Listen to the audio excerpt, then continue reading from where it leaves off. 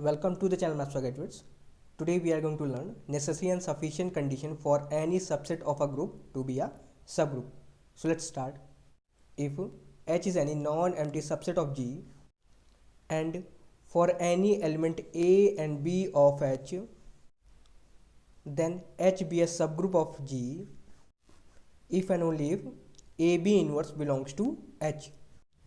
That means if I have to prove H is a subgroup of G, then for this it is sufficient to prove AB inverse belongs to H for any element AB of H. Okay. Now let's come to the proof of this test. To prove this, we will prove in both the direction. First, we will assume H is a subgroup, and considering this statement, we will prove that if we take any two elements of H, then AB inverse will also belongs to H. After that, we will prove in opposite direction, that is for any element A and B of H and AB inverse also belongs to H, then using this condition we will prove that H is a subgroup of G. Now let's start proving statement 1. Given H is a subgroup, that means H is a group. Since H is a group, so it will satisfy all the four properties of group. Okay.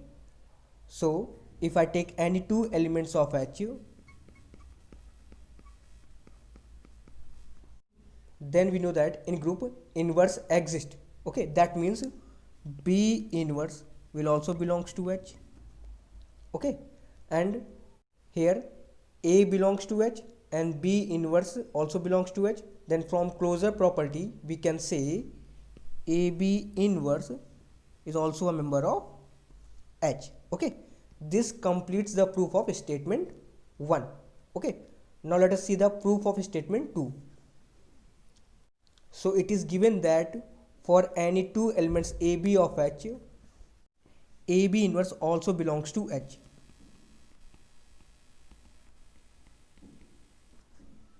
Okay, in order to prove H is a subgroup, H must has to hold all the four properties: closure property, associative property, existence of identity, and existence of inverse. Okay, and let me remind you, in the previous video I've told you that we can relax the associative property because G under the given operation is a group, which implies given operation is associative. Okay, now let's prove the remaining three properties.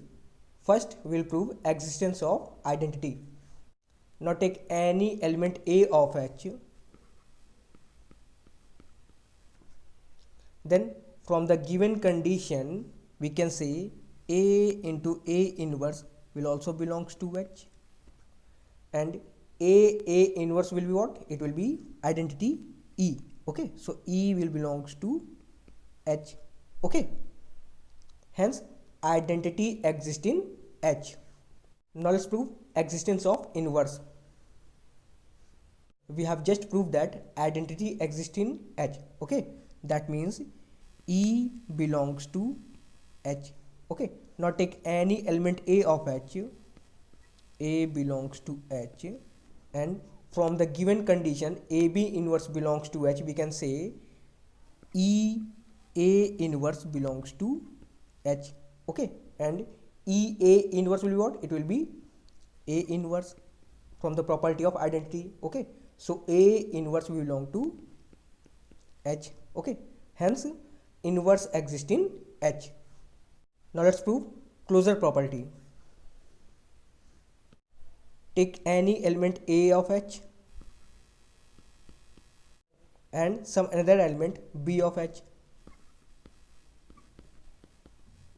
and we have seen inverse exists in H, so we can say B inverse will also belongs to H.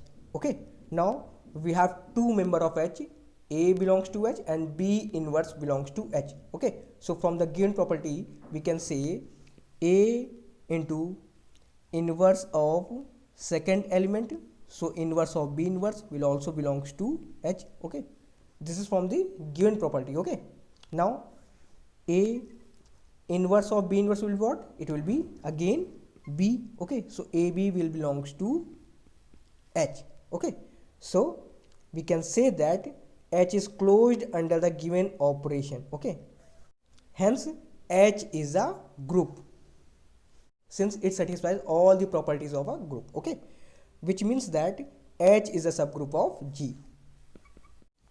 This completes the whole proof of the verification test. Now this video ends here. If you want to master the subject of group theory, you can buy our handwritten notes, which is especially designed for competitive exams like CSIR NET, GATE, IIT JAM, NBHM, TIFR and more. It is available only for ₹50. This notes contains lot of problems and concepts. So if you are interested, you can contact us through this WhatsApp number. Thank you. Thanks for watching.